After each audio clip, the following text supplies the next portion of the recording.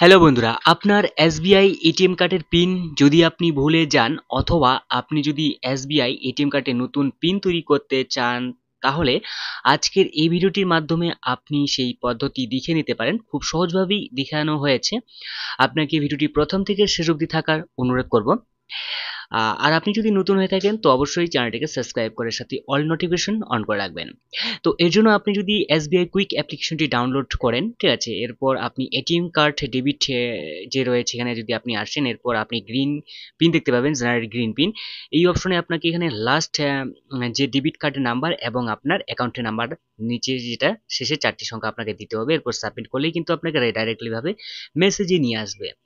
তো এবার আপনার যে রেজিস্টার মোবাইল নাম্বার রয়েছে, তো সেই রেজিস্টার মোবাইল নাম্বার দিয়েই কিন্তু আপনি যে নাম্বার রয়েছে, ঠিক আছে, যেটা 567676 এই নাম্বারে কিন্তু আপনাকে সেন্ড করে দিতে হবে, ঠিক আছে, যেটা 567676। এরপর আপনাকে পিন দিতে হবে। এরপর যে আপনার যে ডেবিট কার্ডের 4টি সংখ্যা শেষের এবং অ্যাকাউন্ট নাম্বারের শেষের 4টি সংখ্যা, ঠিক আছে, পিন দিয়ে আপনার 4টি সংখ্যা ডেবিট কার্ডের এবং আপনার অ্যাকাউন্ট নাম্বারের যে 4টি সংখ্যা সেটা কিন্তু আপনাকে দিতে হবে, ঠিক আছে।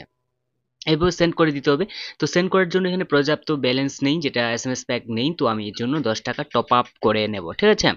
তো এখানে আশা করছি 10 টাকা টপ আপ করলেই কিন্তু যে যেটা যে মেসেজ না যাওয়ার যেটা সমস্যা, আশা করছি 10 টাকা টপ আপ করলেই সমস্যার সমাধান হয়ে যাবে। তো আমি এখন 10 টাকা টপ আপ করব, ঠিক আছে, দেখি মেসেজ যায় কিনা।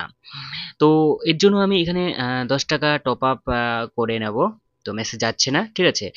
তো 10 টাকা টপ আপ করা হয়ে গেছে, মেসেজও চলে এসেছে। তো এরপর আমি কি করব, এখানে যে মেসেজটি রয়েছে মেসেজটিকে আমি রিসেন্ট করব, ঠিক আছে। এখানে ট্যাপ করব, ট্যাপ করার পর রিসেন্ট যে অপশন রয়েছে রিসেন্ট অপশনে আমি ট্যাপ করব। তো এখানে ট্যাপ করলেই কিন্তু এসএমএস চলে গেছে। এরপর কিন্তু আমাকে এসবিআই থেকে একটি এসএমএস পাঠানো হবে, যে এসএমএস এর মধ্যেই কিন্তু থাকবে এটিএম পিন, ঠিক আছে, যেটা পিন থাকবে সেই পিনটি কিন্তু আমাকে 24 ঘন্টার মধ্যেই চেঞ্জ করা বলা হয়, মানে করতে বলা হয়েছে। এখানে দেখতেই পাচ্ছেন যে মেসেজ রয়েছে, এখানে মেসেজ কিন্তু ওয়ান টাইম যে পাসওয়ার্ড যেটা এটিএম উইথিন 24 ঘন্টার মধ্যে থাকবে, এটাকে আমাকে চেঞ্জ করে নিতে বলেছে। তো আমি 24 ঘন্টা পরেই কিন্তু এটা চেঞ্জ করে নেব।